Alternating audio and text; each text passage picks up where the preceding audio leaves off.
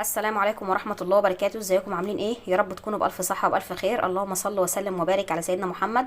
ان شاء الله النهاردة هنعمل مع بعض سلطة الدقوس. طبعا عملنا الكبسة السعودية قبل كده مع بعض، وعملنا الكبسة الحمراء، فلازم نعمل طبعا سلطة الدقوس مع بعض. عشان اللي ما يعرفهاش هي سهلة وسريعة، ما تاخدش اي حاجة. حبيت ان انا اشارككم فيها للي حابب الوصفة، ولها اكتر من طريقة، فيها الطريقة السعودي واليمني وطرق كتير جدا، والمفضلة عند اي حد ممكن يعملها. ممكن انت تعمليها كله ني كده، طماطم وخضار وكل حاجه، وممكن انت تعمليها، في ناس بتعملها سخن على الطريقه السعودي او اليمني. احنا هنعملها مع بعض كده، يعتبر زي ميكس.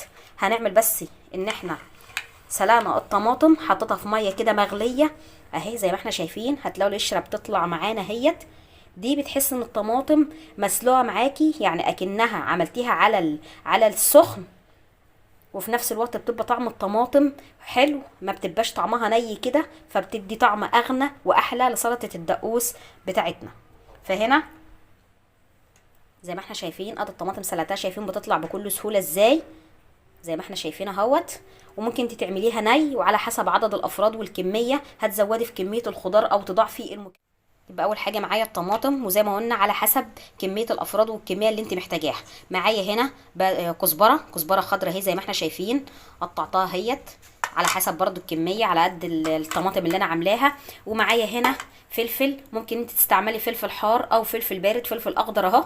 لو مفيش عندك حار هتحطي بقى شطه، اللي هي الشطه المطحونه، الشطه الناشفه المتوفر عندك. لو عندك اللي هي الخضره وتكون حراقه، فخلاص هي الوصفه لازم تكون الشطه بتاعتنا تكون حراقه. ومعايا 3 فصوص من الثوم. طبعا احنا هنعمل وصفه في الخلاط، عملت الثوم يعني فرمته فرمه كده عشان يسهل معايا. انت ممكن تعملي في الكبه على طول. هنا عشان اللي ما عندوش كبه، فطبعا بنسهل علينا في الخلاط عادي خالص اهو.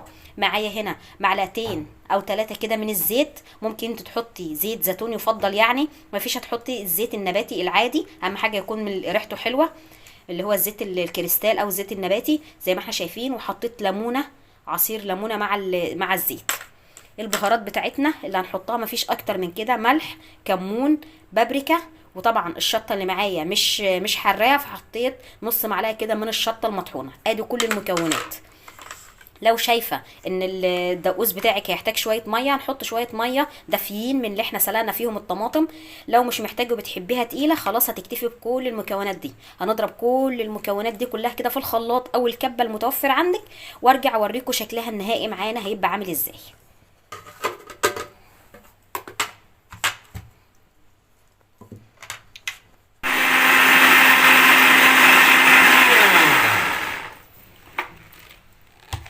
وزي ما احنا شايفين ادي سلطه الدقوس. طبعا بتتضرب معانا في الخلاط بكل سهوله. الطماطم عشان احنا عاملينها يعتبر مطبخينها اهوت، فبتسهل عليكي، وفي نفس الوقت طعمها بيبقى كويس جدا ومميزه احسن من النيه.